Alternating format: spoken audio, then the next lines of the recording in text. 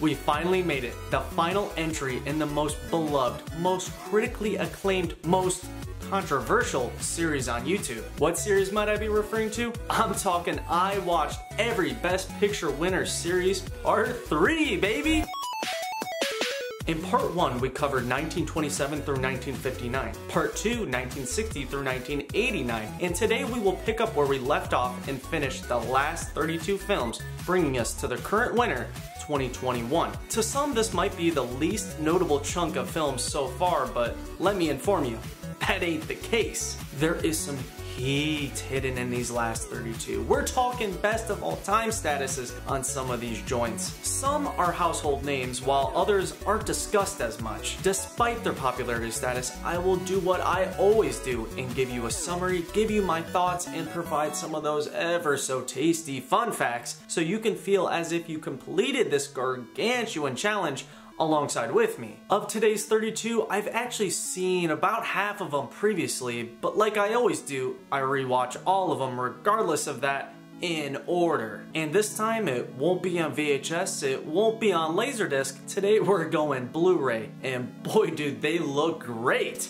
Today's group of films is a strange one. You got the popcorny crowd pleaser blockbusters, you've got the thought-provoking artsy boys, and a little in between. With these films being the newest winners, there's more information on them than any other, meaning more research for me and more education for you. One thing's for certain, these 32 are an emotional roller coaster. This is by far the most depressing era for the Best Picture award, without a doubt. You will soon find out what I mean. Film topics so dark and serious, it's enough to take anyone out, enough to make just about anyone tear up, even me. 1990 through 2021 is an era that contains, I'd say, the most controversial Best Picture snubs. Films you'd totally think are guarantees, but nope.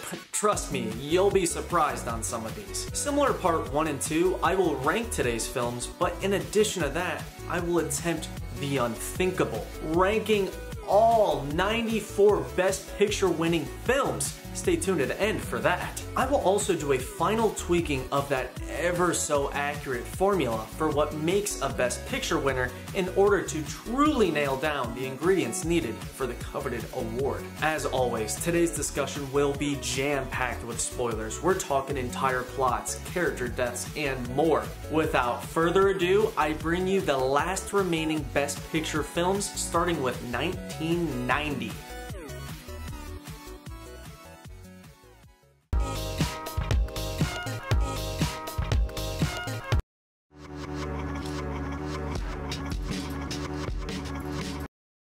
Today's first film, 1990's Dances with Wolves, starring the hit-or-miss Kevin Costner as Lieutenant John Dunbar. A man, while living at a Civil War outpost, befriends a wolf and a group of Sioux Indians who together have to avoid the US military who wants John back. The name of the film refers to Dunbar's ability to dance with a wolf. Once the native people witness this unusual friendship he has with the wolf, they coined that name. This film is notable for several iconic scenes, one of them even being improv. It's also known for being the first Western since 1931 to win the Best Picture award, and it's known for beating the third Godfather for Best Picture, but let's be real, that wasn't happening. Now, I made the mistake of watching the nearly 4-hour version of this film. Regardless, I ended up being a pretty big fan of this Western epic. Taking this leap to Blu-ray was a game changer. It's got me second guessing the previous formats from the other two parts. I'm just glad I can finally watch these films in a high definition, especially this one, because the visuals are really something. The on-location shooting really hits the spot, especially that buffalo chase sequence, which was incredible. It's almost entirely real as well. They had the crew for the film follow the largest herd in North America in order to capture those shots. What resulted is truly amazing. Fun fact, 2 of those buffaloes in that scene belong to Neil Young. Honestly, all the real-life animal inclusions in this film really bring it to this next level. Even though typically I'm not the biggest Kevin fan, he's solid here. Mad respect for being able to direct,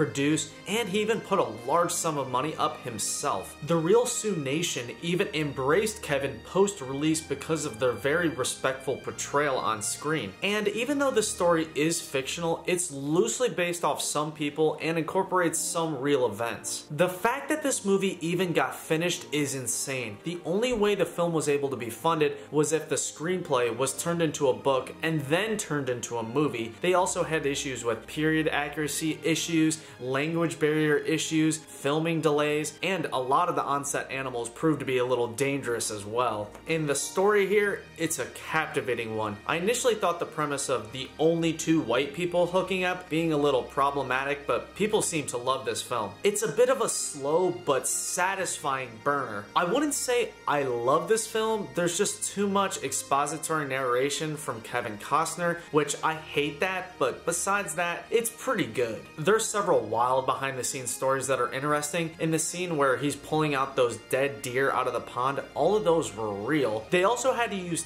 10,000 gallons of paint to paint a cornfield in order for it to seasonally match. Honestly, Dances with Wolves is a pretty good film. The story is solid. I never got bored. I was hooked start to finish, and Kev killed it.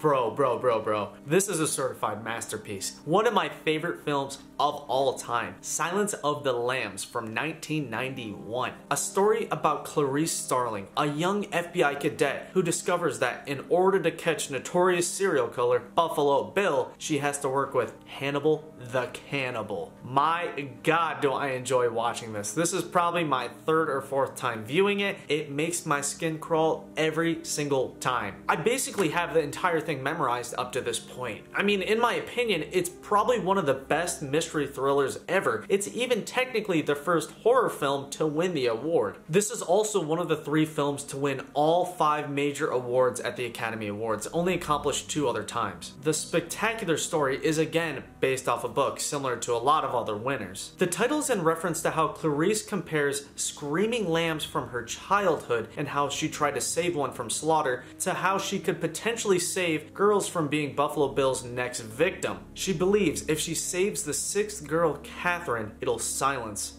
the lambs. Silence of the Lambs has bonkers pop culture relevance. I'm talking at least 5 classic lines. Fava beans, lotion in the bucket. I mean, there's a ton. The characters are iconic. The names of Buffalo Bill, Hannibal Lecter, and Clarice are still used today. Plus, you got the iconic mask. When looking at the release date, it's super rare seeing a film released this early in the year be this critically acclaimed at the Academy Awards. The people behind their production actually almost released at the same exact time as Dances with Wolves. I'm telling you, your eyes will be glued. You will have goosebumps for the entire hour 58-minute runtime. Plus, you got that score. Oh my God, it's dirty. It's so well utilized. This is one of those films where the story is so gripping that all other movie elements are just forgotten. Despite that, there are some really wild shots in this film. Lot of interesting production stories. Those moths with the classic skull body, those were actually just costumes put on the moths. The moths in the mouths were made of a combination of Tootsie Rolls and gummy bears because all those dead bodies were real actors and it'd be harmless if swallowed. And the filmmakers had full cooperation with the FBI because they viewed it as a potential female agent recruiting tool. Anthony Hopkins and Jodie Foster are so damn good. The casting couldn't be any better. All their performances are legendary. There's just something about the eerie ambiance, the dark aesthetic, the pins and needle tension, the slick pacing, the dingy and dark vibe that is rarely seen. Honestly, unmatched with Silence of the Lambs. Sir Anthony almost quit acting before this film. He thought if he didn't make it here, then he would give up, and now he's a household name. One of the craziest behind the scenes stories I've ever read for a movie was during the production of this movie, Anthony Hopkins was dating Martha Stewart. After the movie dropped, she dumped his ass because she couldn't shake seeing his on-screen character. Bro, when you're so good, you literally get ties cut in real life. I'm talking dead ass chills anytime Buffalo Bill is on screen, especially that one part.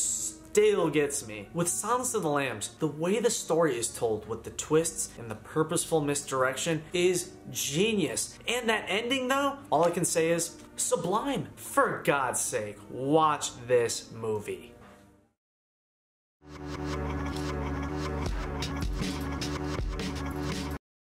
1992 delivered today's second Western, Clint Eastwood's Unforgiven, a film I wanted to like but ended up being a little lukewarm on. The plot centers around a retired outlaw who needs to finish one more job in order to support his kids. He links up with his old partner and another young thug and all attempt to avenge a group of prostitutes who hire them to kill the man who sliced up one of the girls. Let me be clear, I do like this film. I have my gripes, but it still has that tasty Western charm. Going in, I had a good feeling. I like the idea of a Western attempting to replicate the vibe from the 60s and 70s. It's just the story is not that satisfying to me. The entire film just hypes and hypes Clint's character and his background, but that hype never feels justified. Plus that ending, little corny in my opinion. Now, I'm kind of mixed on Clint. I think he's an undeniable badass, especially back then. There's just something about his line delivery that just turns me off. I get it's kind of his thing to sort of narrate everything, it's just too on the nose for me. Regardless of that, I do respect how Clint directed, produced, and even had a say in the music for this film. Clint is without a doubt the definition of a cowboy. I can't knock his performance too much. He's what me and most people envision when they think of badass Western outlaw. Him, along with the other characters in the old town, all establish this Red Dead, good, bad, and the ugly vibe, which is hard not to fall in love with. Something I love in this film is the character names. You got Bill Money, Ned Morgan, English Bob, Little Bill. I just love those oddball spaghetti Western personas. The title refers to how Clint's character is seeking forgiveness after all the heinous crimes he's committed. Even after doing some good, he's still the same hired killer he's always been. Despite the dark nature of the story, there's a surprising amount of humor as well. It's a really good mood lifter throughout. Plus, you got Morgan back from Driving Miss Daisy. I mean, he always knocks it out of the park. Hell, we even got Gene Hackman back from The French Connection. He's also a joy to see return. And plus, you gotta love Richard Harris, another iconic actor. Unforgiven is surprisingly the first film where Clint actually received Oscars despite his impressive back catalog. In conclusion, it's hard to pinpoint why, but just something felt off about Unforgiven. It's as if they were trying to replicate a stereotypical Western so much that it just ends up feeling empty.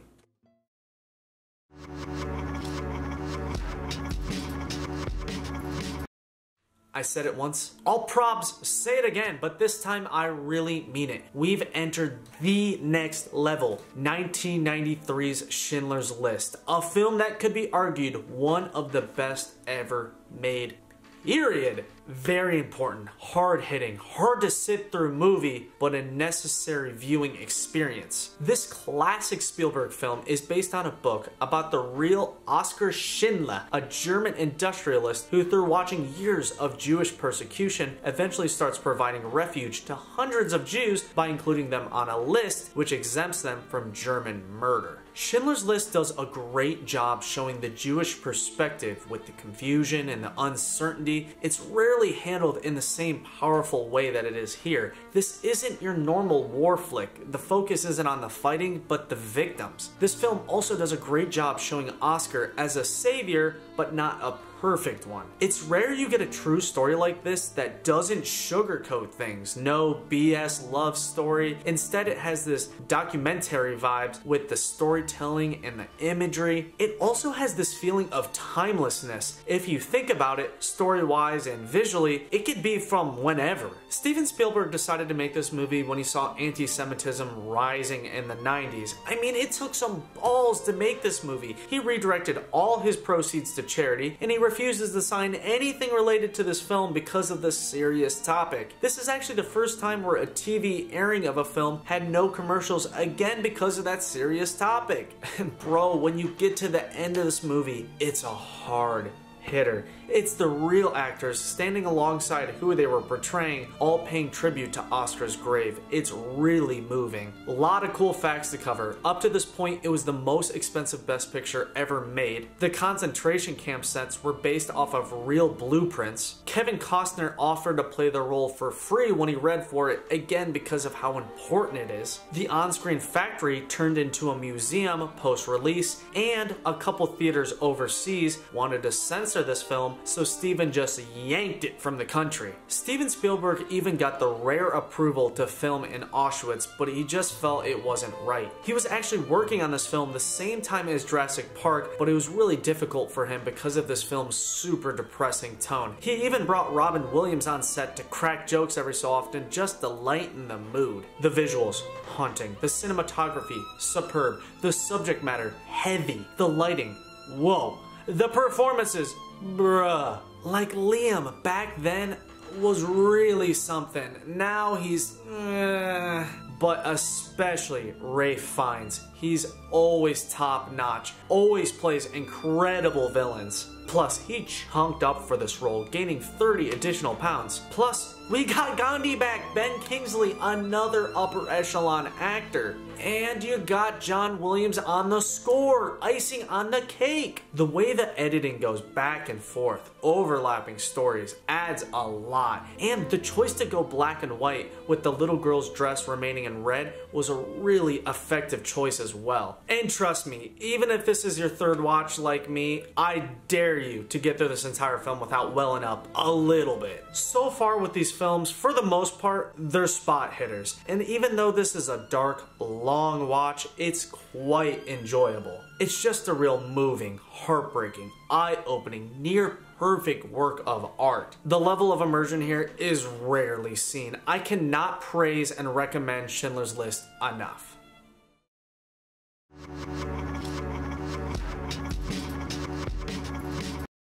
What did I tell you? Did I or didn't I say we were among the next level boys? Forrest Gump from 1994, a year of tough competition. You got Gump, Shawshank, Pulp, but in my opinion, the right decision was made. This is a different caliber of film, a film I gladly rewatched. This is another favorite movie of mine, even if it's a little blockbustery, crowd-pleasy, popcorny, but come on, it's hard to dislike. The story follows a low IQ man named Forrest Gump, who unintentionally becomes involved in nearly every historical event ever, but he doesn't care about that. All he cares about is his beloved Jenny. This incredible story comes from a 1986 book of the same name. Now, you've probably seen this film like me, but have you ever thought of how great the premise is? It's genius. On paper, it's nothing special, but there's just something about when you combine that 90s Tom Hanks with the classic quotables, the iconic characters, and the banger soundtrack. The idea of a basic,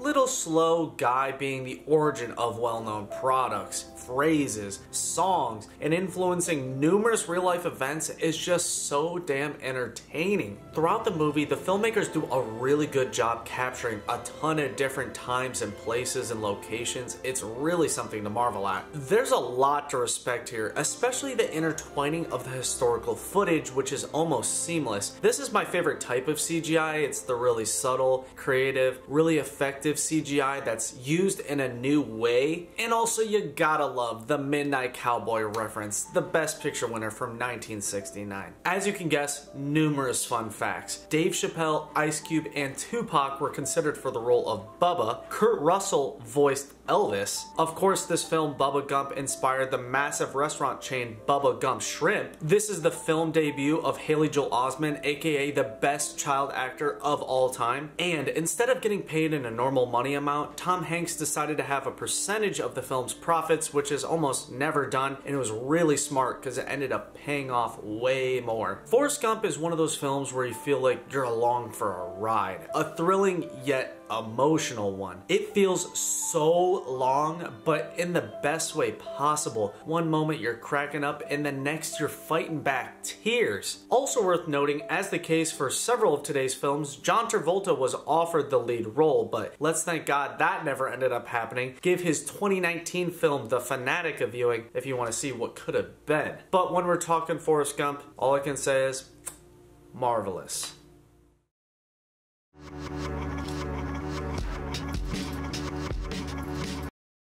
Now, did 1995's Braveheart carry on the stellar status of the previous films?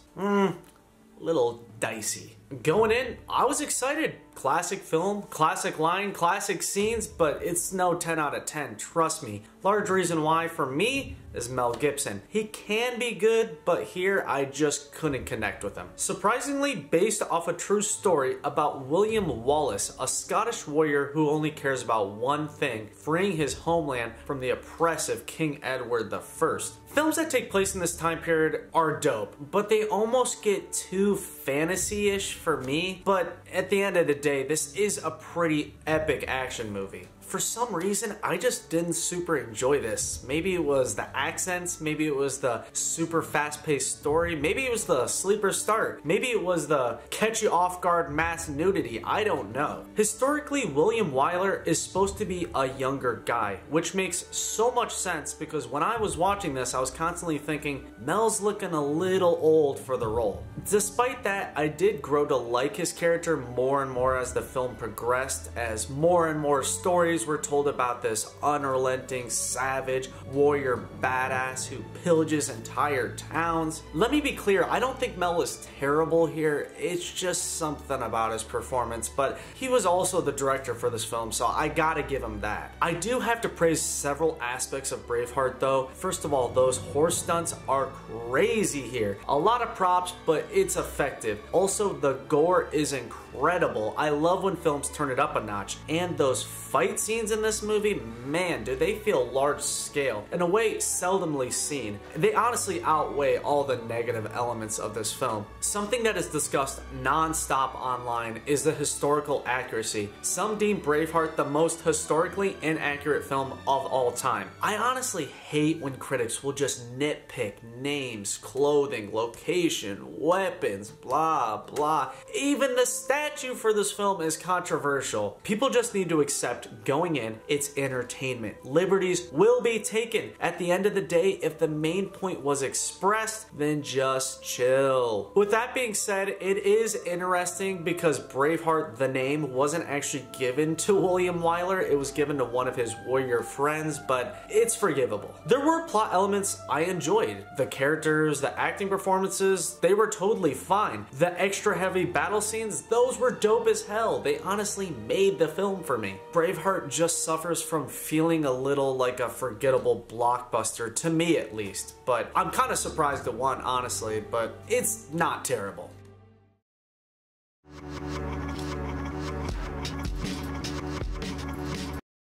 "1996 brought us the return of my boy Ralph Fiennes, a man within my top 10 actors in a film titled The English Patient, which is not so good. By no means garbage, just really forgettable. And as the case for several others, this is again based off a book. The story follows a nurse who decides to take care of a heavily scarred English patient until he dies. Before his death, he reflects on his involvement in the war and his past love affair. While he describes his fascination with a past lover, the nurse forms her own love interest. Even though it has Saul Zaentz on the production, a name behind some past god statuses, The English Patient is not a fan favorite amongst Academy nerds. I went in open-minded because of Rafe, but it just ended up being a slow burn, relationship-based slugfest. And when I found out it was a war film and it had Willem Dafoe back as well, I mean, that combination has some potential. I thought this was for me, but what I think does in The English Patient is it fails to achieve achieve that grand, epic cinema it factor that it so badly is going for. The film attempts to constantly tug at your heartstrings, but it never really succeeds, at least for me. It's just the main character is so unlikable for so long. He has almost no arc. The parts where I'm supposed to feel something, it just falls short in my opinion. The film does look mighty good though. I can see why it won. It's one of those movies you can gawk at, but you never really want to return to. Plus, if you've got a feel for my taste up to this point, you know these relationship-based films are not my forte. The English Patient has countless beautiful locations, shots, and overall moments. I even occasionally got Lawrence of Arabia vibes here and there, but the film's honestly more comparable to the dicey Out of Africa in several ways, with the love story and the overall boring, unimpactful, sleepy quality to it. I literally was fighting back sleep on this one, I'm not gonna lie. One element that I did enjoy was the structure of the story. It's low-key told in a similar way to Amadeus with a lot of flashbacks. This film is actually known for including a lot of time transitions, and its editing is praised across the board because it does maintain the separate storylines in a cohesive way. There is something about the way that Rafe, in his scarred up body, describes his past and his love for the girl that will move you occasionally. During filming, Rafe preferred to have that full body scarred makeup on every time, even if it was just for a headshot to get fully immersed. I mean, does that surprise you? Rafe is one of the best in the game. He is such a special on-screen presence every time. Overall, this was far from the worst. It's just one of those more for the completionists only titles.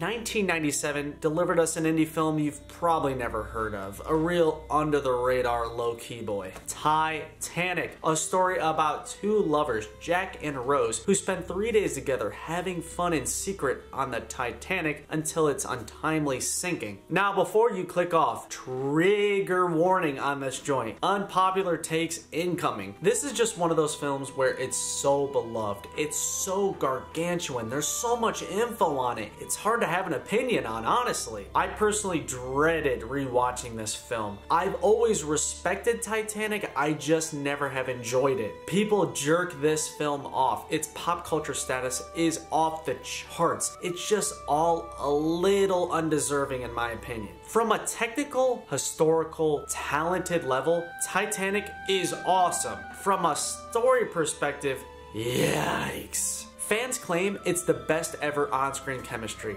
Yeah, no. I love Leo, and I really like Kate Winslet. She's one of my faves, and I mean, you gotta respect what she went through on the production of this film. Just look at these injuries. Despite my shaky feelings for the film, all respect goes to the production. I mean, James Cameron is a really one-of-a-kind guy. He directed, produced, wrote, and edited this movie. And that to-scale set of the ship placed in a 17 million gallon tank is one of the most impressive sets for any film ever. The level of recreation with this film is really beyond words. And there's a surprising lack of CGI where you think there would be. The scenes where you do notice the CGI is a little dated, especially the green screen parts, but it's overall well incorporated. And that ending sinking scene is really just jaw-dropping. It's incredible. The effort that James gave towards accuracy, realism, actor immersion is so commendable. He went through hell trying to get this made. The studio was non-stop harassing him about budget, scheduling, safety. It's just a miracle it even got finished. For me, it just comes back to that love story. Jack and Rose kill the film for me. Honestly, all the characters are pretty unlikable. When that classic scene hits, "I'm the king of the world" line, that was actually ad-libbed,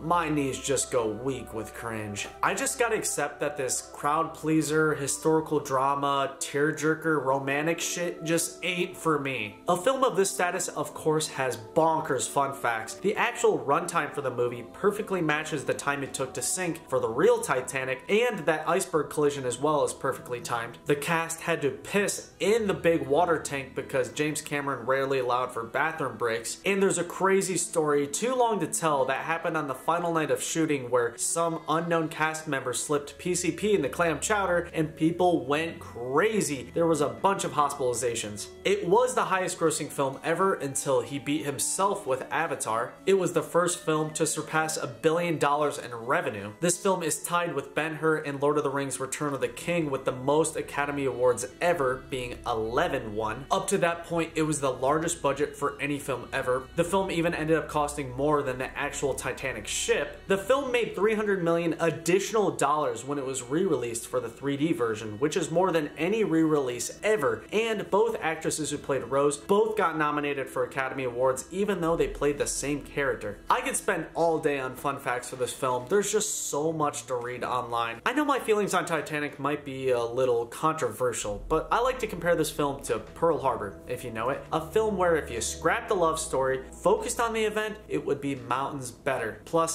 scrap that Celine song. That shit sucks.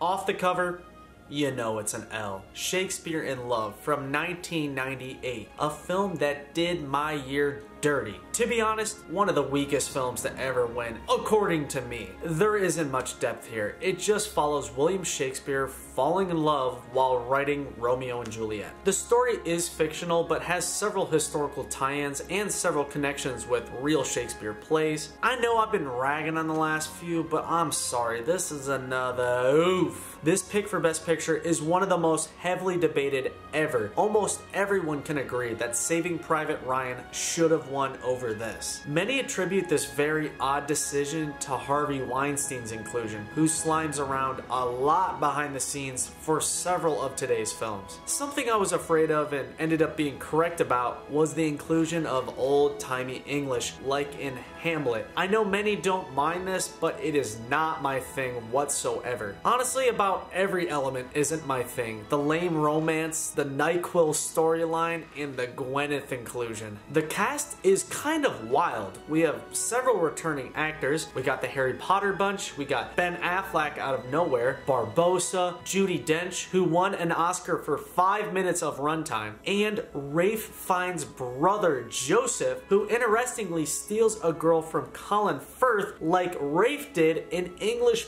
Patient. Shakespeare in Love's history is honestly more interesting than its story. Its royalty structure in the film had real-life royalty impact. It has crazy connections with the film Elizabeth. It won 7 Oscars, but not Best Director. It led to the 3 producers only rule when accepting the Best Picture award because it won with 5, and it's directed by the John Madden. There were sections where I'm like, that's kind of clever. That's kind of a cool inclusion. This isn't god-awful, but instead of continuing this negative rant, I'll leave it at this. I do not like Shakespeare in Love, but if you do, good. I gotta question you though.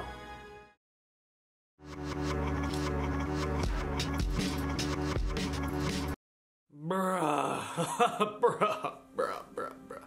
You gotta give me a minute on this one.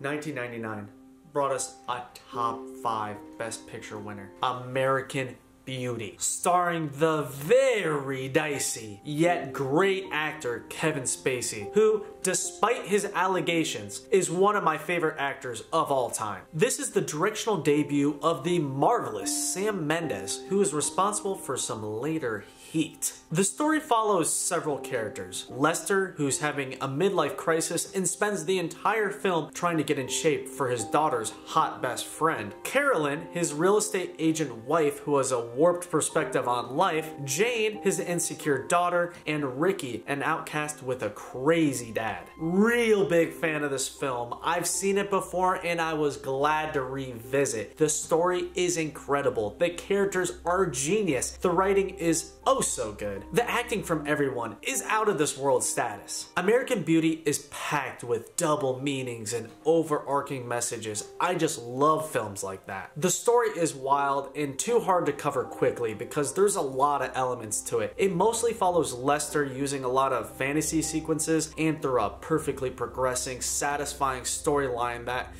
can be uncomfortable, but gripping as hell. Kevin Spacey is spectacular here. He had me non-stop dying. A lot of his funniest scenes were actually improv. Kevin said he partially based his performance off of Jack from The Apartment, 1960's Best Picture winner. When American Beauty won Best Picture, it was considered a big win for DreamWorks because of their snub with Saving Private Ryan. And also, I gotta mention Steven Spielberg on the production here. I mean, there's some big names behind this joint. The ending here is damn near one of my favorites. It's bonkers, I'm telling you. Plus, this film looks great. I love the visual style Sam went with here. Plus, the music, muy bien. There's a lot of classic scenes, especially any of the ones with the rose petals. People know those ones the most. The film is actually titled off of a breed of roses, American Beauty, a breed known for beauty at the top but root rot at the bottom, kind of comparable to the family's dynamic. It's also comparable to a previous winner, Mrs. Miniver, where the title of the film relates to a rose breed. To describe why American Beauty is so good is tricky. There's a lot of reasons. First of all, it has that cozy 90s feel. If you know, you know. The story is just really engaging and really funny, like a lot of laughs, but at the same time it's poetic, it's deep, it's symbolic, it's beautiful. There's a lot to it. This is my type of film. It's got that well-made Hollywood feel, but it's smart and it has obvious soul, passion, and style as well, topped off with a killer ending. If you're looking for the perfect, unique, dark comedy, look no further.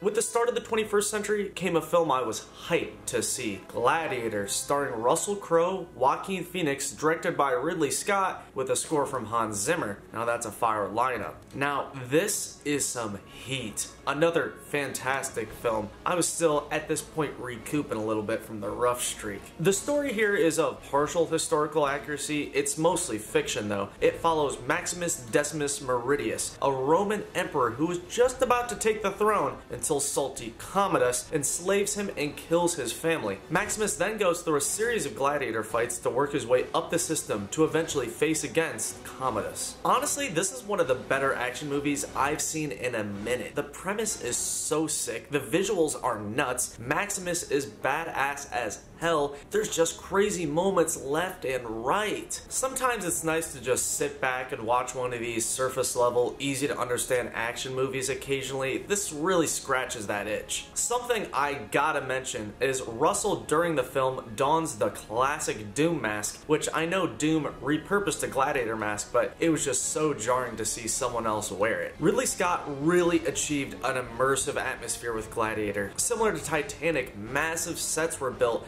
that really give it that cinematic it factor. And I'm always game for a movie during this time period. I think it's a really fascinating one, and it kind of reminded me of Ben-Hur a tad. You really feel how Scott was aiming for a realistic Rome portrayal with the gore and the costumes and the real fire, which was encouraged by the government because they were planning on demolishing that forest anyway. Also the fight scenes, which led Russell to get injured a ton on set. Reading into this film is pretty wild. The tigers were real. They even had vets off screen aimed in with tranq darts if anything got dicey. The real Commodus did actually fight in arenas back in the day. He didn't die in one like in the film, but he would wound the gladiators he fought, similar to how he gave himself an advantage with Russell being injured. And while on the topic of that ending, it's probably the only part of this film I'm not 100% sure about. Similar to Mel Gibson, I'm a little shaky on Russell Crowe, but here he's damn good. And you gotta love the Joaquin inclusion. I mean, he's always great. This was kind of a different role for him. He's kind of shifted his career,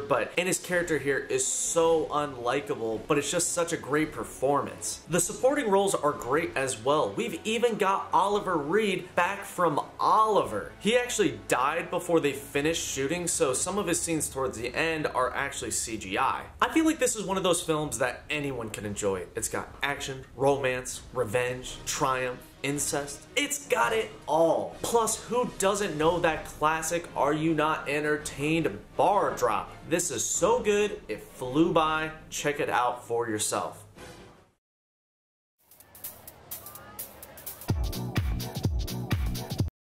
Phew. Another year, another Russell. This time playing quite a different character in 2001's A Beautiful Mind. This time he plays the real-life John Nash, a genius mathematician schizophrenic who, though brilliant, can't tell what's reality and what's just in his head. Now this is a rare occurrence to have a lead actor in a back-to-back Best Picture winner. It's only happened 3 times ever. My boy Clark, Russell, and an upcoming name. Now, didn't love this film. I started to like it as it progressed, but it's really Russell's casting that did it in for me. Watching these one after another made it really hard for me to see Russell as this character. At the end, I started to get it a little bit. I even enjoyed his performance when he was older, but I just could not shake seeing Maximus. I did like the non-traditional love story, and that ending though, requires some Kleenex, I hate to admit it. If anything, it just proves how versatile Russell is as an actor. The character he plays, John Nash, is actually a really interesting guy. I love the blunt way that he talks to people. I really got a kick out of that. The real John Nash even helped with this film, and even though director Ron Howard took a lot of liberties with his story, John Nash approved it. Ron Howard even hired someone to be on set just to make sure all of John's on-screen math was correct. A Beautiful Mind contains some crazy good performances. Jennifer Connelly is a top 5 actress for me. You got the underappreciated Ed Harris, who's always stellar, plus you got Vision, the guy from Ordinary People, even Christopher Plummer's back. Worth noting how this is the 3rd best picture centered around a special needs savant figure, others being Forrest Gump and Rain Man. This film carries on that running theme of this chunk being dark and depressing. Not all of today's are dark and depressing, but quite a few are. The dark depressingness comes from the bonkers plot twist. I mean, I knew one was coming, but not one as crazy as this. In the beginning, the film is meant to make you think that Russell is level-headed and a reliable narrator, but when all the schizo stuff starts getting revealed, dude, it's a comparable twist to Shutter Island or The Sixth Sense. Despite the decent twist, there's just something about A Beautiful Mind that stops me from really liking it. I can't put my finger on exactly why. Maybe it's the weird soundtrack, the Russell casting, the dark subject matter. I don't know. I did find enjoyment, but overall it's pretty average.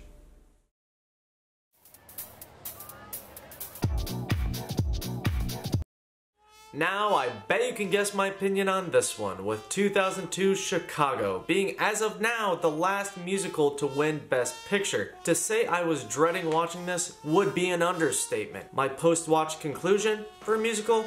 It's not bad.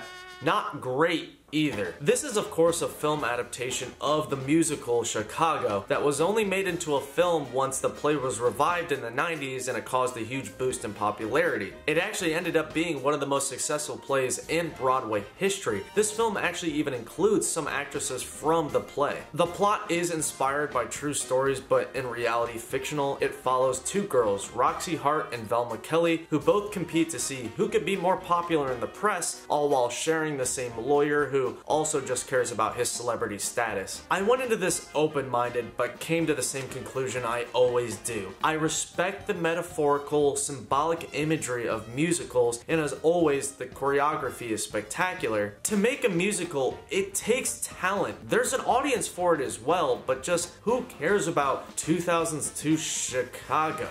Musicals just typically don't stand up to others in terms of entertainment impact. Watching this just felt like a well-edited, well-produced live version of the play. It just doesn't hold up next to the greats. It's an art form, I'll give it that, but it's a lid dropper. Immediately when I started watching this, I knew it was the opposite of my taste. Like mentioned in parts 1 and 2, it's something about that overly expressive acting combined with the exposition hidden in the lyrics nature of musicals that just turns me off. Despite that, there are some redeemable qualities. I gotta respect the performances. The 2 leads were great, no issues whatsoever. Queen Latifah was good, John C. Reilly and Richard Gere also fantastic. It was weird seeing him sing though. This is actually Rob Marshall's directional debut, so I gotta give him props for that. You know, acclaimed out the gate. And it's also interesting to note how Michael Jackson and Prince were considered for the role of Billy. The parts of the film that contain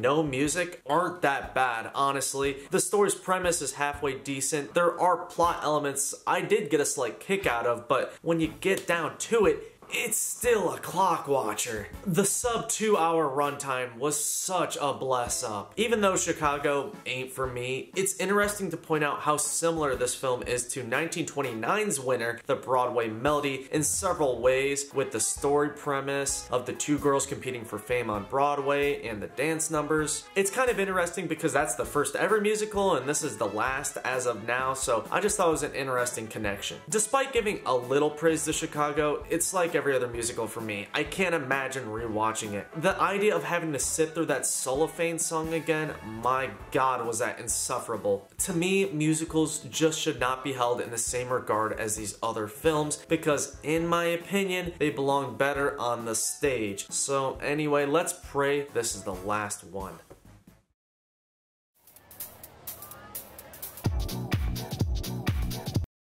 From Chicago to one of the most celebrated, most grandiose films ever made, 2003's The Lord of the Rings: Return of the King. Now, I want to make this crystal clear. I have seen all three of the Lord of the Rings films years ago on VHS, and I have no memory of them, and I just want you to know I did not watch the other two in preparation for this. So just know my opinion will be coming from that perspective of not even knowing anything about the previous two. Even though this went way over my head for the most part, enjoyment was found. I really respect the Academy for actually acknowledging franchise films. In this challenge context, this film is not done justice. I should have watched the other two, but they're long. So I essentially went into the third entry in a trilogy blind. With that being said, I had little to no context of what the hell was happening the whole film, so I gotta establish a no Lord of the Rings talk in the comments. I know it's gonna be a war zone down there. Just please have mercy on me. I know the fans will tear me apart on this one. Now, this film is fine. I definitely don't dislike it. I've just never been a huge fantasy guy. I've just never really connected with Lord of the Rings. I mean, I love Star Wars, Harry Potter, Pirates of the Caribbean, James Bond, Evil Bong, huge franchises. This one's just not for me, and I'll get to why. The story follows hobbits Sam and Frodo and Gollum on their way to Mount Doom to destroy the ring. Meanwhile, King Aragorn and Gandalf help in defeating Sauron. The story is essentially just one giant trilogy-ending battle, so as you can imagine, not a big impact for me. People adore this film, especially in New Zealand where it was primarily filmed. I mean, it's a crazy big deal over there. Something I found super interesting was Peter Jackson actually filmed these three movies simultaneously, which you almost never hear of happening. Mad respect to Peter Jackson in general, he's really one of the GOATs. Despite being lost for a majority of the film, there were several aspects I liked. The number one thing I love about Lord of the Rings movies is their Elder Scrolls energy. Those games took a lot of influence from these movies, so it's a similar enjoyment factor. Plus, this film's got that Oblivion bloom, if you know what I mean. Plus, you gotta love the Return of the King meme, a bunch of Wilhelm screams, and a bunch of unintentionally funny scenes. I really liked the Gollum Smeagol origin intro. I really liked the costumes, especially those disgusting orcs. I love the scale achieved with these ludicrous battle sequences, which are just, you can't help but marvel at them. And we got a bunch of notable names in this film. We got Will Turner, Agent Smith, Magneto. Like, bro! This film boasts a lot of accolades. It was the first ever Best Picture fantasy win. It tied Ben-Hur and Titanic for most Oscars ever won. It's the most nominated franchise ever, beating out The Godfathers. It's the second film to surpass $1 billion revenue after Titanic. It contains the biggest on-screen prop ever. It contains the most CGI elements ever, with it being over 1,400, and it boasts the largest kill count ever on screen. After a lot of thinking and deliberation, the reason I believe behind my lukewarm feelings on Lord of the Rings,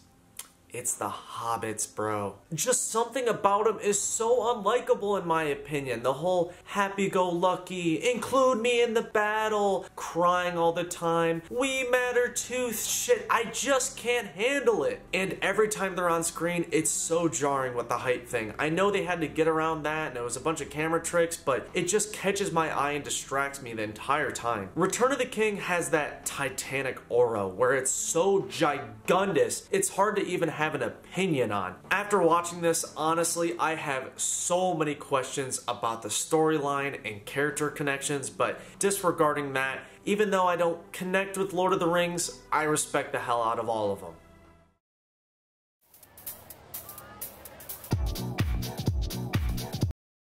With 2004 came another boxing Best Picture and the return of Morgan and Clint together. Produced by the same producer as The Godfathers comes $1 Million Baby. Another film that follows the somewhat theme of dark ass subject matters. I really appreciate a film like this that makes you think it's run of the mill and then diverts expectations. The story follows coach Frankie Dunn, who helps amateur boxer Maggie rise up the ranks. They eventually form a strong relationship and she becomes, in essence, his $1 Million Baby. The film has you think it's gonna follow the typical sports movie progression: training, final fight, but that isn't the case here. When out of nowhere, Maggie becomes paralyzed and the remainder of the film is her trying to convince her coach to kill her. And as you can imagine, it's a heavy watch. The plot twist hits hard. After it, there's some hard to watch moments. I honestly was confused why the film won until that twist happened, then it was clear. Before it happened, it felt super generic, so it was a needed vibe switch. The plot is based off of a short story, and this again is directed by Clint Eastwood. He's actually the oldest ever director to win an Oscar. Now, that issue I discussed earlier with Clint and his line delivery, it still applies. Honestly, it's kinda worse here. Clint still has that dry, deadpan, spoon-fed, zero subtlety, narrating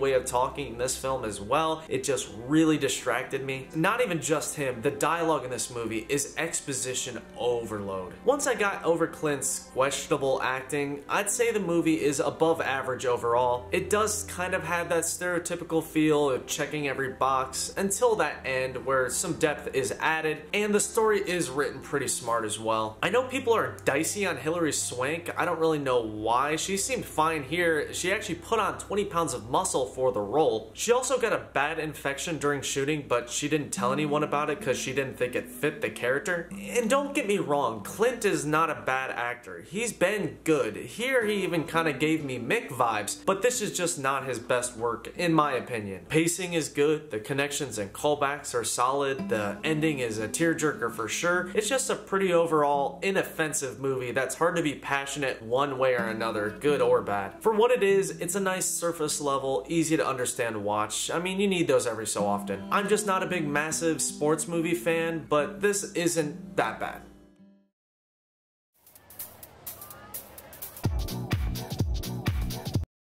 Whew. 2005's Crash, aka the Best Picture universally known for being the worst film to ever win the award. Why is it, you might ask? After watching, it's obvious. This is the most forgettable popcorny blockbuster to ever win. People were pissed when this beat Brokeback Mountain, which by all accounts is a better film. What makes Crash so bad is its super tone-deaf story, which follows a group of people all dealing with their own issues, mostly racial issues. I can see why it won because the concept is wholesome and it hits every group, but they just failed to achieve their goal. It's almost in the opposite direction. It's kind of a tad racist. The racial messages are so on the damn nose, it's as if they almost support the stereotypes. It's to the point where it's like, open up, insert the spoon, and just eat this preachy message. There is no subtlety to it at all. And the ending as well. It doesn't resolve much at all. I want to make it clear, mad respect to attempting to integrate this many social messages into the story.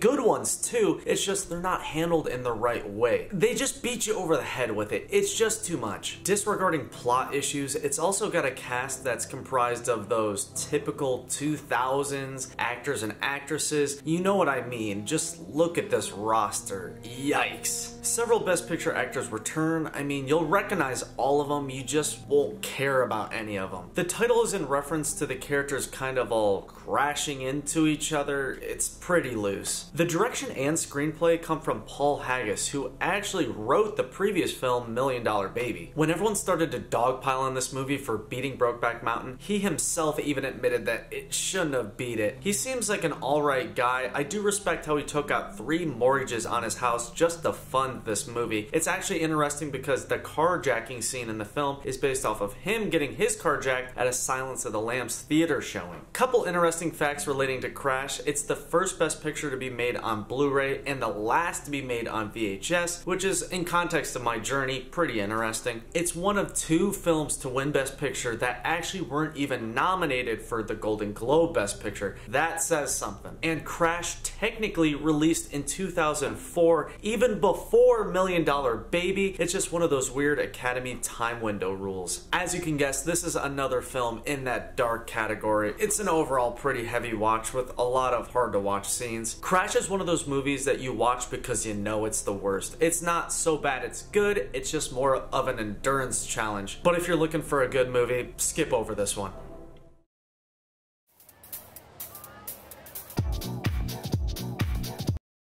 Man, was I looking forward to this. Surprisingly, the first Scorsese film to win the award, that being 2006 The Departed, starring Matt Damon, Leonardo DiCaprio, Jack Nicholson, Martin Sheen, Alec Baldwin, Mark Wahlberg. Crazy cast, and crazy good movie too. The premise here is so good. It follows a mole in the FBI and an undercover cop as they try to identify each other while both dealing with the dangerous crime boss, Frank Costello. I've seen this before and I couldn't wait to see it again. It's so funny, so gripping, and it has all those great mob movie hallmarks. This was needed after the last 2 luster lacquers, if you know what I mean. And boy am I a Scorsese fan, and this is packed with the Scorseseisms for sure. The writing is oh so good, the casting is of course incredible. I'm glad to see Leo, Jack, and Martin back from the previous winners, and I love Matt Damon as well. This cast is so stacked that half the budget just went to their salaries. The film runs at a quick but perfect pace. The story plays out in a really delightful, satisfying way. The ending is supreme, twist and all. Lot of tense moments, lot of laugh out loud moments, especially Mark Wahlberg. He had me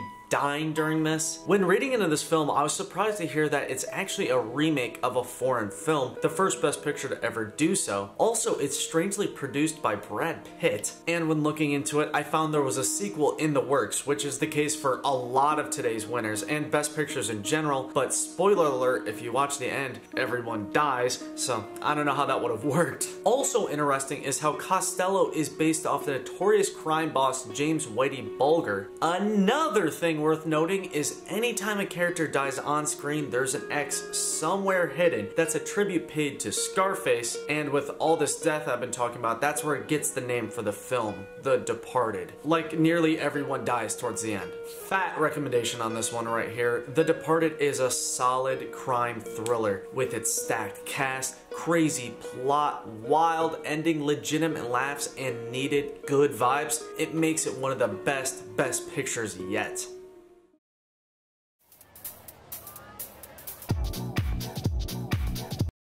Banger after banger. 2007, a year responsible for a top 10 Best Picture winner. You know the one, No Country for Old Men, a classic Coen Brothers movie which I have seen before. Big fan of these guys. I've seen nearly every film of theirs, and this is one of the best. I love it. The story is based off a book that follows Llewellyn, an unsuspecting man who happens to stumble across some money from a drug deal gone wrong. He is then hunted by the scariest man imaginable, Anton Chigurh, all while the police attempt to play catch up. It's hard to beat a better villain than Chigurh with the wonky haircut, the massive shotgun silencer, the menacing voice, the warped perspective. My god, he's mesmerizing here. Javier is one of the best actors, man. I'm telling you, he's a goddamn icon. So many memorable moments. The shower scene, the milk scene, the stitching up scene, the pharmacy scene, the dog chase chase sequence, and that goddamn gas station scene, one of the best ever. The themes and unique metaphors hit so hard here. And if you're wondering what the title of the film is referring to, it comes from Tommy Lee's perspective, the cop playing Ketchup. It's in reference to how he knows that there's no room for an old man like him in this modern world of crime. Anton's not the only great character. Like I said, Tommy Lee, Woody Harrelson, Josh Brolin. I mean, if it's a Coen Brothers movie, you know the casting's gonna be fire, and you know the on-screen characters are gonna be good. These brothers produce, direct, write, and edit everything themselves. It's just, they're some of the best doing it. There's a certain feeling you get when watching this, a really desolate, eerie, chilling atmosphere that I've never felt in any other film. It's helped by the lack of storytelling and minimal music. It just leaves you with a really weird aftertaste. I love it. The behind the scenes stories are pretty awesome. There were filming delays because There Will Be Blood was filming oil explosions nearby. Right before the shoot, Josh Brolin injured his arm and he thought it was going to be a rip for him, but it was actually written into the character, so it was seamless. And at the time of this movie's release, shotgun silencers weren't even a thing, but since after are now a thing. Javier Bardem was the first Spanish actor to be nominated and to win an Academy Award. This is the only time since West Side Story since two directors won the Best Director award. For every scene that included blood in the movie, the Coen brothers had to buy the expensive $800 per gallon blood instead of the normal, because the normal blood has sugar in it, so in the desert it would have been surrounded by bugs and ants in every shot. And Woody Harrelson's real life dad has some sort of connection to the actual story. Overall, nothing beats a good cat and mouse story. No Country for Old Men doesn't take time to hold your hand and feed you the plot. It just uses a lot of no dialogue visual storytelling, which is my thing. In every way, this film is up my alley. I hope it is for you too.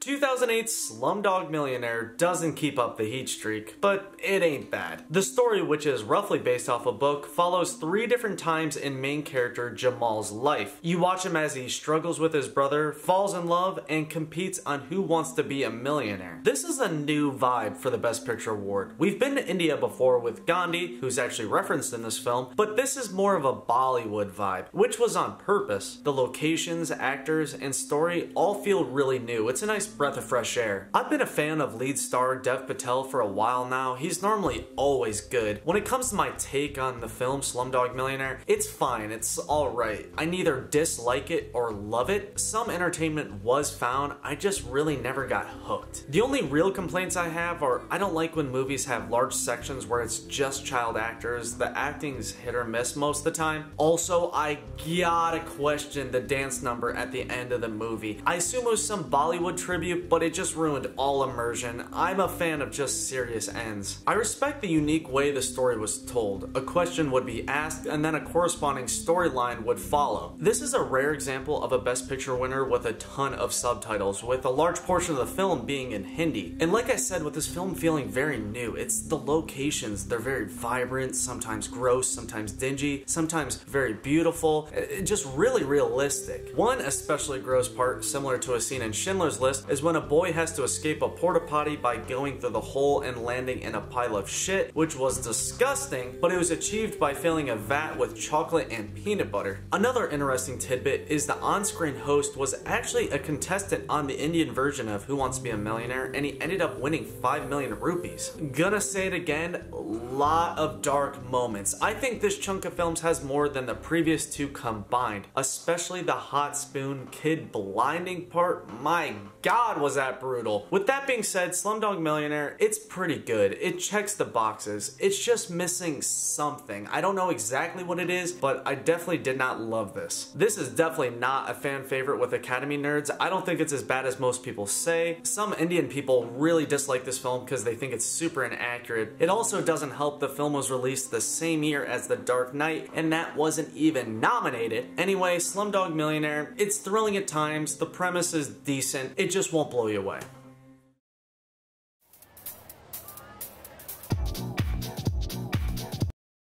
(2009), winning year for The Hurt Locker. Did it release that year? Nope. Why did it win?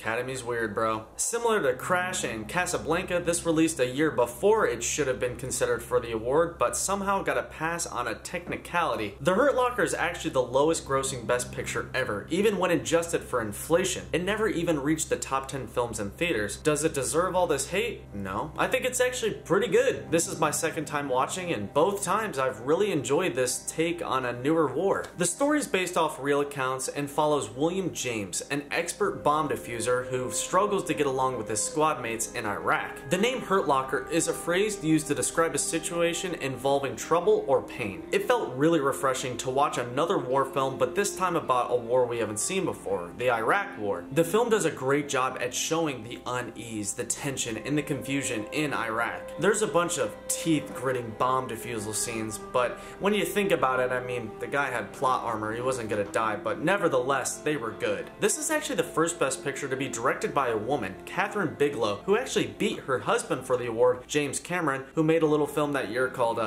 Avatar. Like I said, with the lowest grossing Best Picture ever, a lot of reason these less popular films end up winning is because of their very extensive home releases. To make it look like they filmed in the country without actually being in the dangerous country, they filmed on the Iraq border in Jordan instead. In order to make it realistic, they added a bunch of extras everywhere, which when looking into their diversities, it's kind of insane. And as you can guess, with a realistic war portrayal, another hard to watch dark flick. At this point, I've been put through the ringer. Jeremy Renner as the lead was a solid choice. He's normally always good, and we got Anthony Mackie back from a previous film, and there's an out of nowhere unexpected cameo. Rafe Fiennes in a surprisingly small role. I was hyped to see him here. I mean, we also got Guy Pearce, we got the Ice Truck Killer. The Hurt Locker is filmed in a really interesting way. There's a lot of unique shots and a ton of shaky handheld cam perspectives. Honestly, like a ridiculous amount, but it does add an element. Overall, don't listen online, listen to me, it's worth a watch.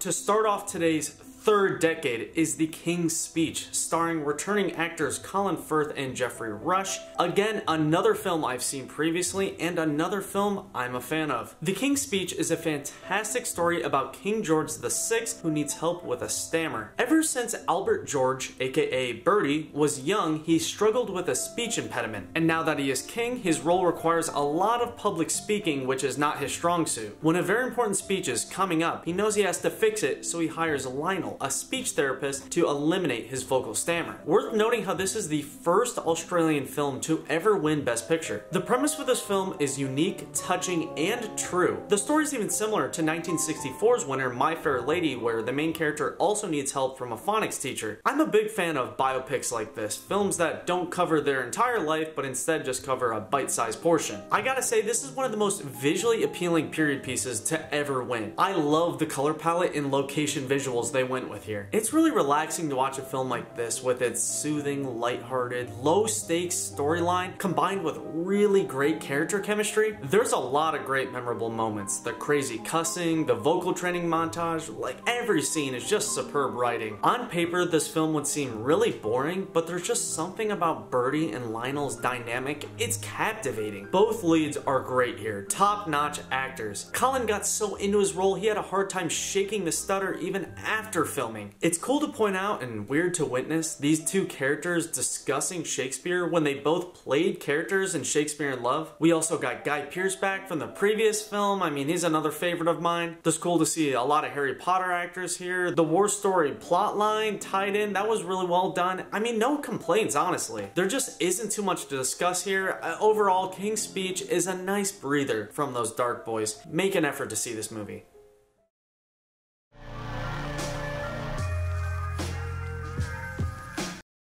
You would never guess, but 2011 brought us the only other silent Best Picture film, The Artist. Again, another non-American, non-British film, this time from France. It's actually interesting because the story takes place the same year the award came out, 1927, where the other silent film released, Wings. The story follows George Valentine, a once popular silent movie star who becomes more and more irrelevant as talkies start to take over. While he struggles for work, the girl he loves finds success in the very sound films that lead to his downfall. The title refers to the main character's battle with the art form of film. Obviously, this film was made to pay homage to films from the 20s and 30s. They accomplished this in several ways, of course, with the silence, the aspect ratio, the black and white, the acting style, the lighting, the music, the transitions, the title cards. They even filmed this in a slower frame rate to give it a faster look. Again, similar to the films of that era. I never heard of this film before this challenge, and I gotta say, it's a fun watch. I like seeing more unknown faces, the music's great, I love the stunt dogs. I just really got a kick out of a movie about the process of making movies. It's like the definition of breath of fresh air. The artist is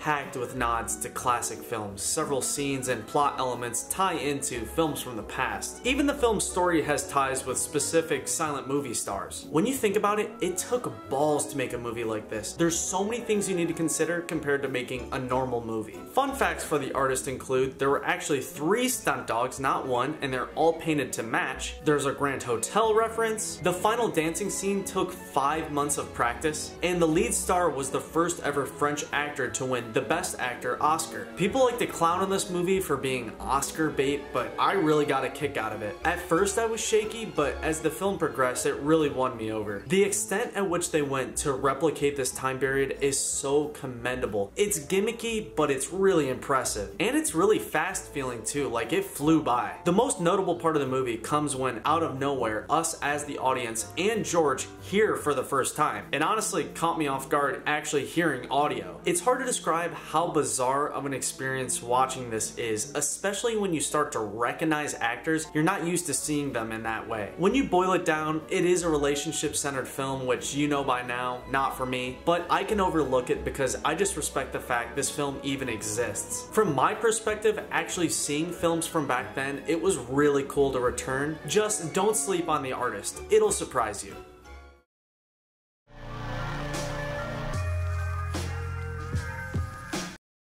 Argo from 2012 is again another film I've seen previously and another film about the movie making process, sort of. Now, I'm not the biggest fan of Argo. It's your typical dramatized true story that has its moments but overall pretty forgettable. The plot is based off the real life story of an undercover CIA agent, Tony, put in charge of bringing home 6 US hostages stuck in Tehran. The idea he comes up with revolves around making a fake sci-fi movie titled Argo in order to pass off the hostages as crew members. Ben Affleck is back, and as okay as ever, he never really blows me away with his performances. He also strangely directed this film, and even stranger, George Clooney produced it. We got John Goodman and Victor Garber back. Hell, we've even got Bryan Cranston here, which he's one of the greats. Now, people have a lot of gripes about this film's accuracy. They do sort of have a point because this entire film's climax really didn't even happen, but at the end of the day, it's a dramatic thriller blockbuster, so they're gonna take liberties to make it entertaining. You just gotta accept that. This is a rare example of the real people the film's based on are still living, and they approved of all their portrayals. Even the main character, Tony, said he approved of the film 100%, so take that, naysayers. Gotta say, acting here, little shoddy. Like everything in this film, it's almost good, but just misses its mark. If it's not already obvious, the Academy loves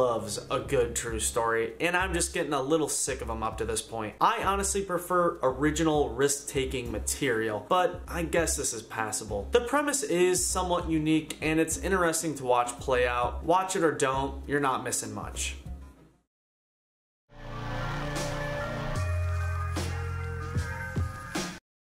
What did I tell you? True stories are the Academy's bread and butter. 2013's 12 Years a Slave is another true story, again based off a book, this time about Solomon Northup, a free man from the 1800s who was kidnapped into slavery for 4 years. Though being another true story, this film is praised for its accuracy. As you can guess, another dark film, but this time it's gotta be to get the point across, and boy does it. It makes you step back a bit with its intense intense, blunt, to-the-point story that does not sugarcoat things, that's for sure. Tonally, this is a major vibe switch from a lot of the previous winners. This is an important, in-your-face story unlike any other. This is similar to Schindler's List, where the subject matter is super important and needs known. I'm just not as big a fan of this one. I don't know exactly why, it's just sad films in general, regardless of topic, just take it out of me. And I get the point of the film is to make you uncomfortable. They probably didn't even care about the entertainment value all that much, they just want you to hear the story and maybe learn something from it. 12 Years a Slave is packed with hard to watch sequences. Director Steve McQueen, who's actually the first ever black director to win Best Picture, really wanted this to be in your face, no BS with the subject matter. And again, we've got another Hans Zimmer soundtrack. This has got to be up to 5 at this point. This isn't the first Best Picture to touch on civil rights, but none tackle it as straight on as this. The visuals, the dialogue, the story in general is just very impactful. It's insane. We've gone from the past racist films to this that now properly represents African American civil rights. Whew. The performances here are really something, especially Chiwetel, man, he tapped into something. Just incredible. Also, Michael Fassbender in a different league. He's scary as hell here. Also, you got Brad, Benedict, Sarah, Lupita, Paul, Michael. I mean, the cast is stacked. The only real gripe I have is the pacing is a little inconsistent. I felt like it was really fast at times and then slow, but come on, it's forgivable. Typically, I avoid heavy watches like this, but I'm glad this got made to bring light to this just tragic story. Make sure to watch this movie to just educate yourself and maybe you'll take something from it.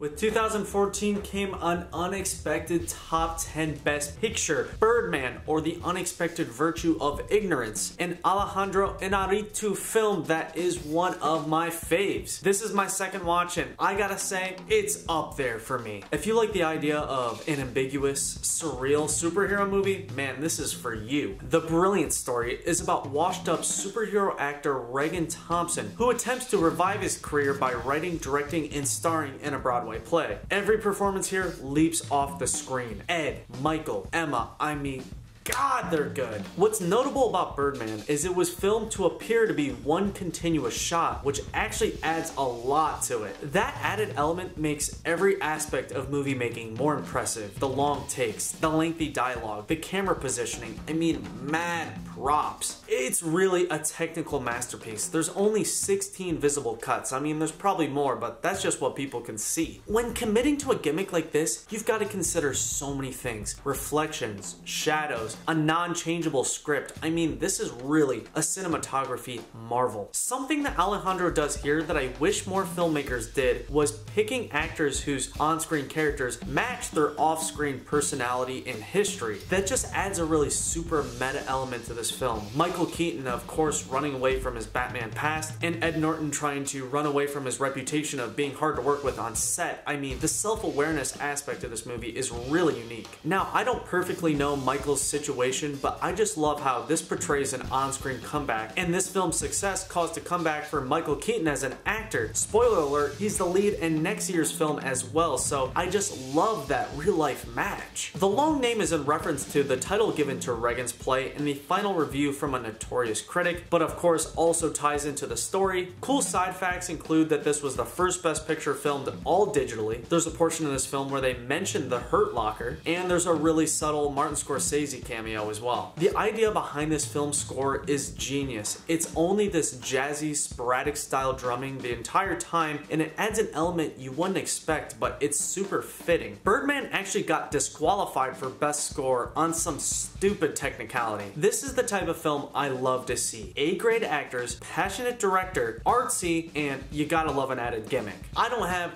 a single complaint. These kind of films rarely win. I'm liking the direction the award's going. More of these, please.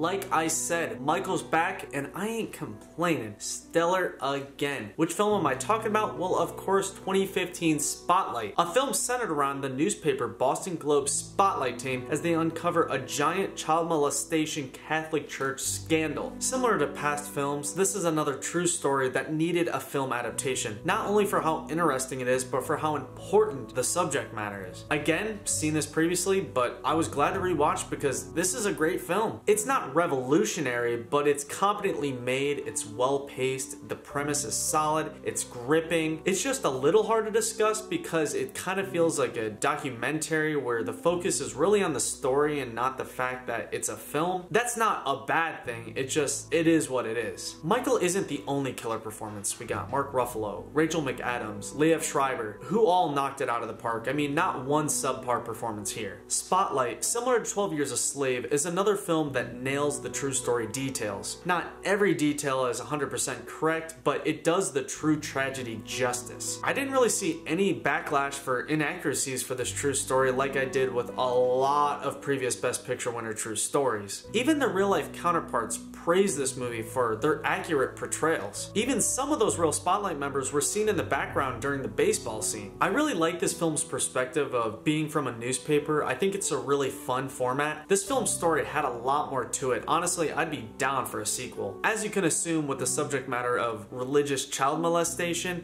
there's some hard to watch sequences, plus 9/11 happens during the plot, so it gets dark. But it's handled in a way that doesn't depress you. It's an easier, more lighthearted watch than you'd think. Regardless of normal movie aspects and critiques, it's just cool to see another movie about a true story about an ongoing issue that needs to be put on blast. This film won't blow you away, but I had zero issues with it. I think it's worth a shot.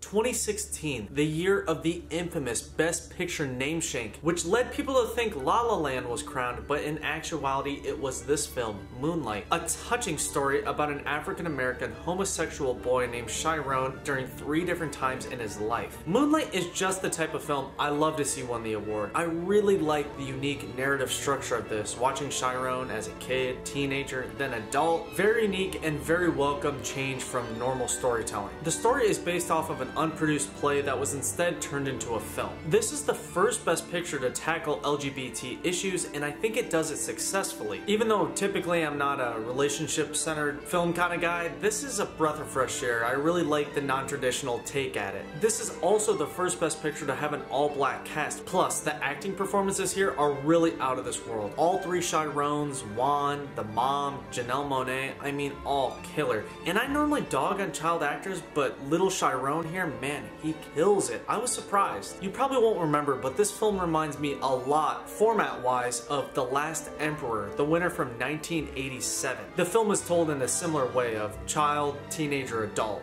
This is by far one of the most visually appealing films to ever win Best Picture. It's beautiful, start to finish. The location choice, the color palette, the powerful imagery, the unique lighting, and this is without a doubt, as you can guess, a tearjerker. If you're not moved even a little bit by this, you're not human. Sounded like a broken record here, but this is dark. Some really heavy sequences. Certain parts of this film really make you feel for Chiron. At every age, I mean, you need thick skin to get through this chunk of films. I'm a big fan of films that have very minimal dialogue and instead let you soak in the story and characters' feelings visually instead. I mean, this is a prime example of that. There's so many subtle aspects to Moonlight that just make it so great. And the perspective too, I mean, you really feel the unease of Chiron through every age. Some cool facts include the swimming scene was real. That child actor really had no clue how to swim. The 3 Chiron actors and 3 Kevin actors purposely chose to never meet on set in order to form their own different takes at the character. I guessed this while watching and ended up being correct that the song that is played in the beginning of the film was taken because of its sample use in Wesley's Theory from Kendrick Lamar, and this is the lowest ever budget for a Best Picture film. I'm always game for an A24 movie, and this is one of the best. Just about every aspect of this movie is well executed. Overall, Moonlight was a very different film that you wouldn't expect to see win, but I'm glad it did.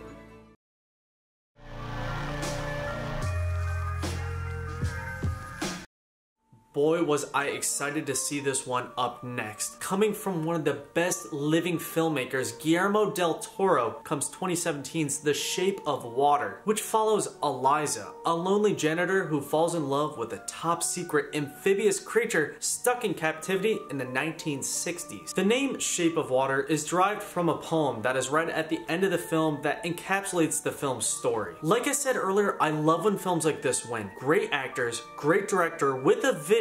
It's artsy, plus you've got an original story that's so rare. The atmosphere here is crazy. I just love the universes Guillermo creates with his films. They're dingy, entrancing, otherworldly kind of vibes. Guillermo was inspired to write this original story based off him watching The Creature from the Black Lagoon as a child. He also took inspiration from films from the 30s, especially with that final dancing sequence. Also, can we take a second and respect the underwater scenes in this film? Guillermo uses a filming technique called dry for wet, and it's so successful here. It looks as if they had a camera right under the water. The Shape of Water's color palette and visual tone are incredible. The use of green and blue really adds a unique element. Also, the dialogue, the oddball quirky writing, just about everything sucks you into this enchanting fantasy universe. Each character here is well thought out. Each one stands on their own and they're very well developed. Guillermo even wrote 40 pages of backstory for each character, which was given to the actors and they could choose if they wanted to incorporate it or not. Guillermo does what a lot of my other favorite directors do as well, which is use the same batch of actors in his films. I love seeing the returning faces and shifting roles every time. When looking into the behind the scenes, I was super impressed with what was visual effects and what was actually mechanical when it came to the creature's suit. Guillermo even had an entire team dedicated to the creature's design and the animatronics behind his inner workings. Under the costume is Doug Jones, who's been with Guillermo for a lot of previous films. When watching this, you get a feeling that there's a social message maybe about the treatment of animals, but the focus is really on the romance, which typically isn't my thing, but it somehow really works for me here. It's hard not to love this beautiful,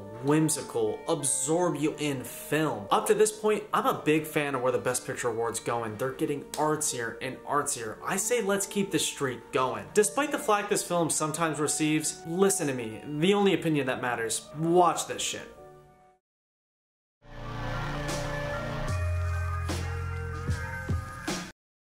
Green Book from 2018, a film starring two returning actors, Viggo Mortensen and Mahershala Ali, who together are reason enough to watch. Now, this isn't a groundbreaking film, but it's a nice, bite-sized, good feely. This is another film that tackles racism, and it's another true story. That story being about Dr. Shirley, a classical pianist who is in need of a driver for his tour. He hires the unlikely Tony Lip, an Italian bouncer tough guy who both don't get along at first, but as the tour continues, start to warm up to each other. The plot is very similar to 1989's forgettable winner, Driving Miss Daisy, but sort of in reverse. They are identical but similar in message. The chemistry between these two though is way better. A lot of heartwarming moments and you really grow to love both characters. To me, this feels like another film where the focus is totally on the story and the actual movie elements are rather average. The story kind of follows the same format the whole film. It's this funny joke moment then serious,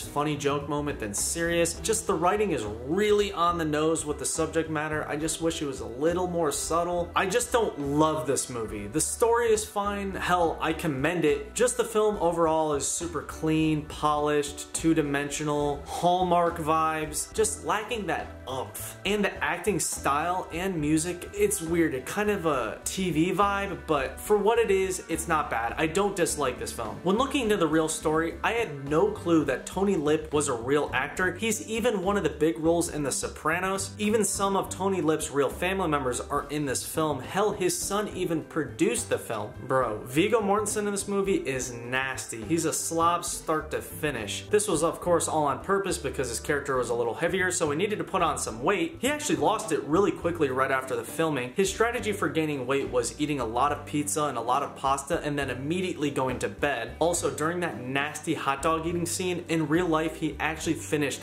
15 chili dogs. Even though the Green Book is mad predictable, I found myself enjoying it way more than I thought I was going to. There are some clever moments and some occasional laughs. I just wish it had a little bit more of that spark, you know? Don't listen to the haters. Green Book is solid enough.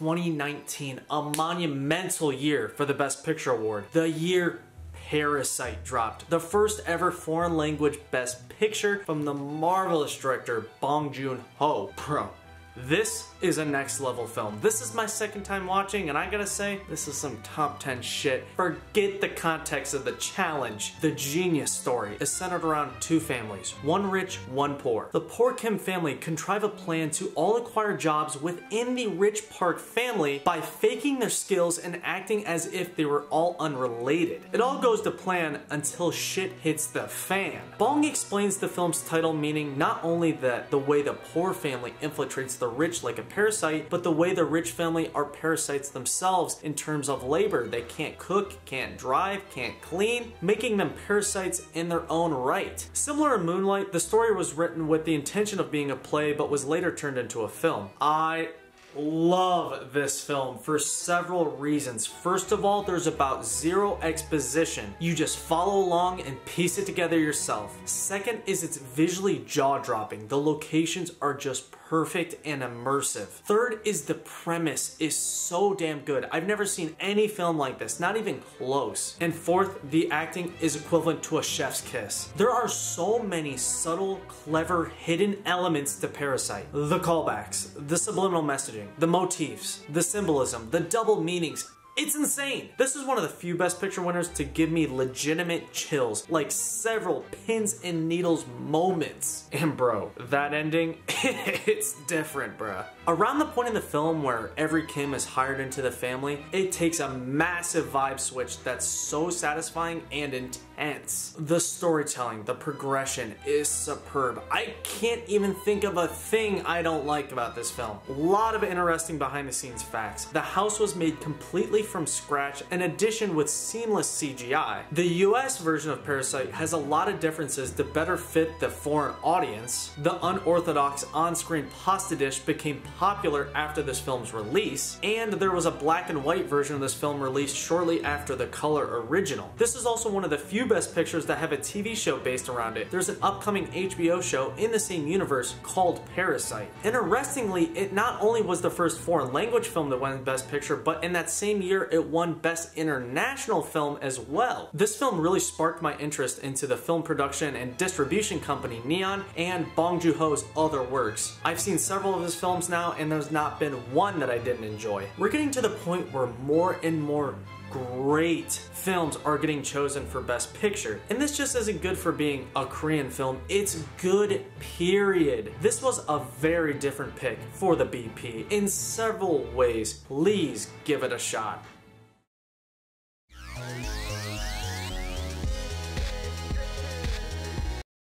Starting off today's fourth decade and continuing the artsy streak is 2020's Nomadland, starring the great Frances McDormand as Fern, a lady who decides to live only out of a van as a modern-day nomad. Throughout the film, you watch her going job to job while she makes new friends, leaves old friends, all while trying to forget about her dead husband. It's kind of like a snapshot of life for Fern while incorporating some real-life events. Based off a book of the same name comes this film that I really can't decide if I like. This was another film that I'd never heard of before this challenge, so I went in hesitant but open-minded. I know the Best Picture Award's been leaning towards more artsier films, and before watching I thought maybe they went a little far with this. It ended up being okay, not great. It was just kind of slim pickings in 2020, I think. Nomadland is one of those films where not much happens. It's just all about establishing a vibe, which I didn't really like at first. I prefer films with a little more depth, but the more I think about this film,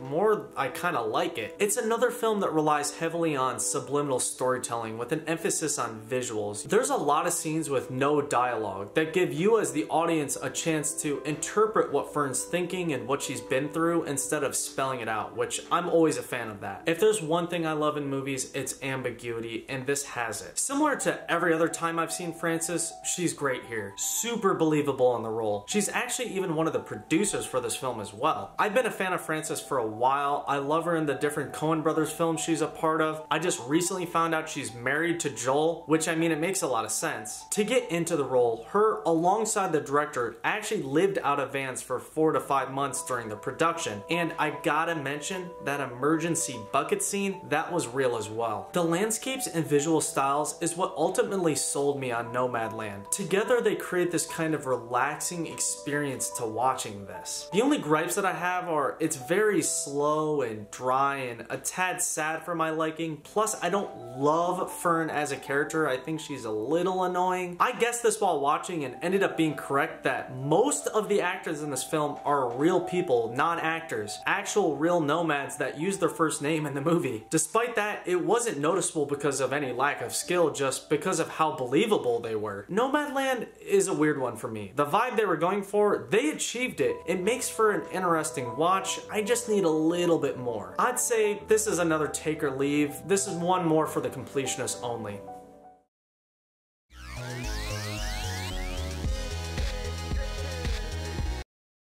The final film, up till now, is Coda from 2021, a film that on paper is not really my thing, but it has a lot of redeemable qualities. The story follows Ruby, the only non-deaf member of her family. She finds herself struggling between continuing to work for her family's fishing business or pursuing her love of music. Coda is actually a remake of a French film from 2014, with this version being way more praised because of its tone and proper handling of the subject matter. The title is in reference to a coda, or child of deaf adults, which obviously refers to Ruby. The name also ties into a musical connection, which fits into the story as well. Coda is another surprise pick by the Academy. Like I said, those smaller, artsier films are winning more and more often. I mean, this was going against some juggernauts, even a West Side Story remake, which, thank God that didn't win. The super unique premise is what makes Coda stand out from the other winners. Of course, with the story centering around a deaf family, there's a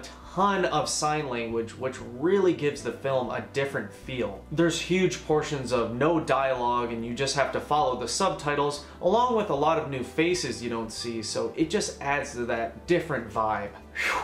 The main actress here, killer. She spent 9 months learning to sign, sing, and work on a fishboat. The dad too, he's so incredible. This is a rare occurrence of the on-screen deaf people being legitimately deaf. The deaf community praises it for that. They also appreciated the non-traditional take at a deaf individual visually as well. When I heard about Coda, I didn't think it was gonna be my thing. The sappy storyline, the coming of age, high school drama, Disney-ish plot, a very Hallmarky look similar to Green Book, and just a predictable story in general, but just something about it works. Like I said, with that heavy use of signing, that does lead to a lot of spoon-fed expository kind of stuff with them just explaining what's going on to help the audience, but I can forgive it for that. The film starts off a bit slow, but at the halfway mark, it really grips you. I mean, I walked away liking this way more than I expected. I really appreciated the editing here. It cuts off certain pivotal moments and lets you just assume what happens. Also, the writing is superb. The way the several storylines reference each other and come together in the end is perfect. The movie looks damn good. Like I said, the acting is fantastic. There's a good amount of humor. The ending is solid. It's a bit of a weepy one. And just, it comes back to that premise. It's genius. For some final fun facts, it supposedly had the most expensive purchased distribution rights from Apple for $25 million for it to be an exclusive on the platform. The film was almost rated R for the characters signing too many F-bombs. Now that's ridiculous. They eventually talked their way down to a PG-13, and there's a future musical interpretation in the works. Prior to watching Coda, I was shaky on it, but I came around. I mean, it's hard to dislike. It's not perfect, but I strangely got a kick out of it. I say throw this bitch on the list of need to sees.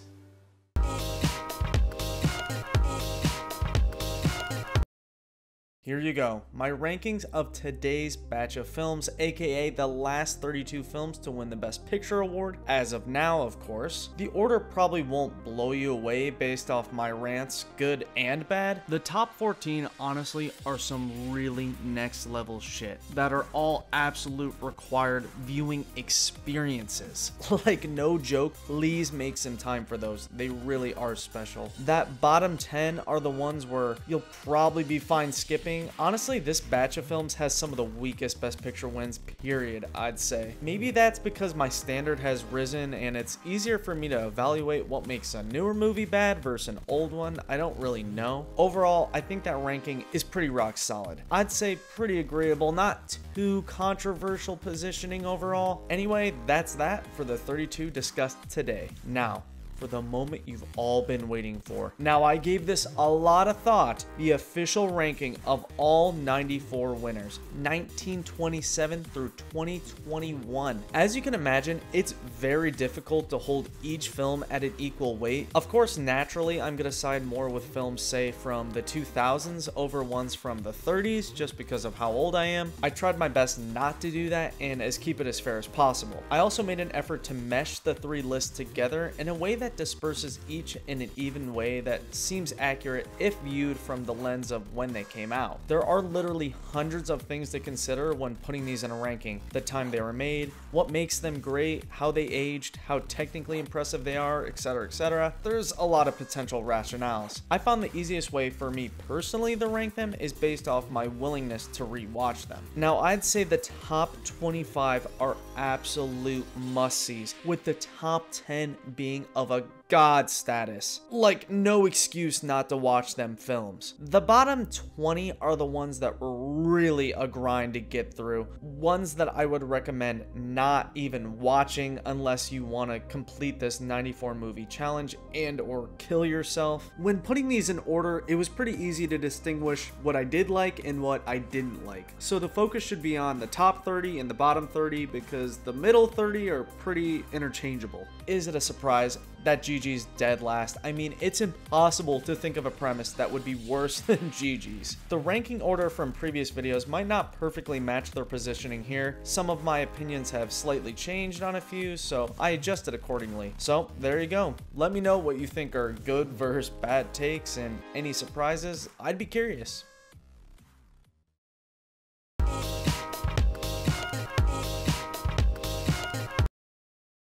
Now it is time to return to that ever so accurate formula for what's needed for the Best Picture award. We developed 7 key ingredients in part 1. In part 2, we didn't tweak it. And today, since we finished all 94, I think it's time for the final revised version. I added and removed ingredients and incorporated elements from part 1's trends as well, leaving us with these final 10 things that, if added, could guarantee a dub. These are placed in the order of importance. Sometimes just one over-the-top, captivating, memorable performance is enough to overshadow everything else. Not every actor needs to be great, just one needs to go above and beyond. It's sometimes just enough. A massive trend among Best Pictures is the feeling of large scale. Huge, cinematic, high budget, grandiose, epic, extra heavy scenes are enough to turn some okay films into next level status. Incorporate big battles, big wide open areas, or anything that elicits shock and awe. Now, you gotta commit to this one, but if you go the musical route, they have a good history of winning. 10 already have. What makes them hits are their catchy music, memorable characters, amazing choreography, and the entertainment value similar to watching a play. Seen time and time again is the focus or somewhat inclusion of war. Throughout the 94 films, there was depictions of World War I, World War II, the Cold War, Vietnam War, Iraq, Civil War, I mean too many to list. People's fascination with real war normally translates to the big screen. I said it once and I'll say it again. Make a film that is either visually, conceptually, or technologically ahead of its time. In my opinion, that's what should be the #1 rationale when picking a winner, but it isn't. Accomplishing one or all three of those is hard to do, but stands out when pulled off. If the film is centered around a person struggling with money, a disability, religious persecution, or racial prejudice, that's a winner with the Academy. If the story has someone overcoming a hardship in a respectable, eye-opening, informational, and sometimes just touching way, bingo. The audience loves an on-screen relationship. The story doesn't need to 100% revolve around it, but there almost has to be one despite whatever topic the film covers. Chemistry is key. You gotta sell people on the love, and you better throw marriage in there. Audiences are suckers for that. It's no secret some genres are ignored by the award, namely sci-fi, horror, fantasy, comedy, and animated. The more favored genres are drama, romance, action-adventure, biopics, and war, like I said. Stick to one of those and avoid the other ones and your chances are pretty high.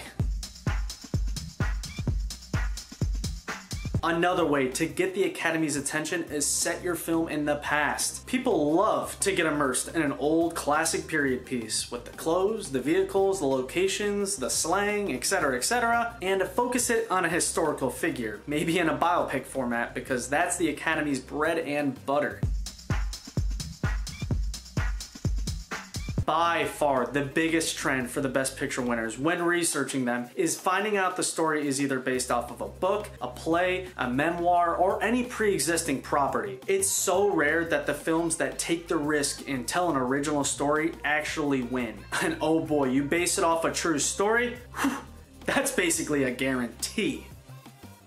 There are of course other factors such as release dates, ratings, themes, country of origin, current political status of the world, but these are the main ones. Not every film that has received the award fits into one or any of these, just overall when looking at the 94, these are the main ones that jumped out at me. Let me know if you agree / should add more.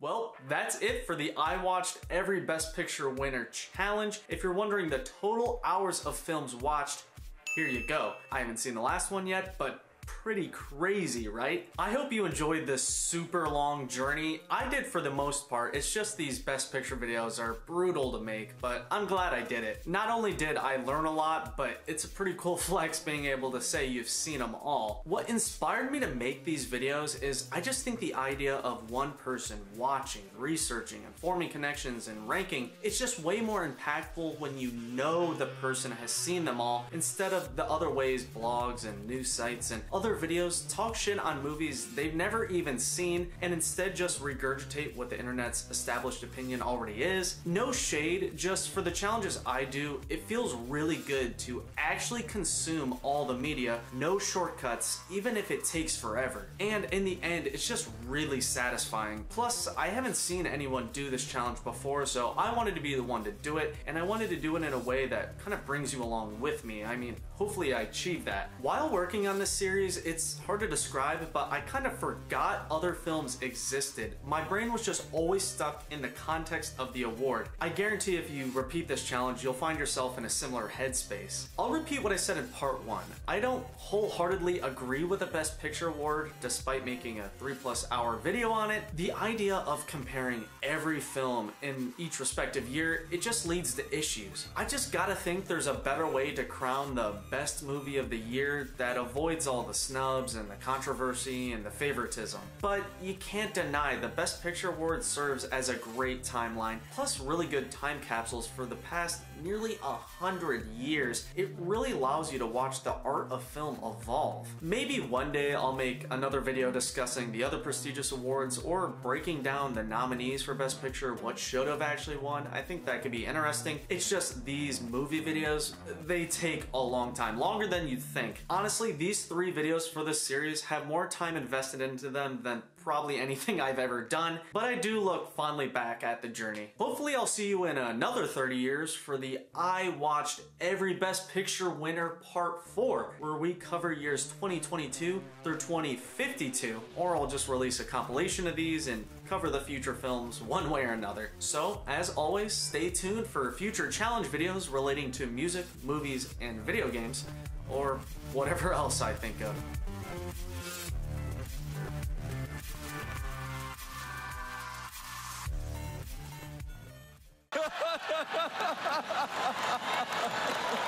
Oh, wow!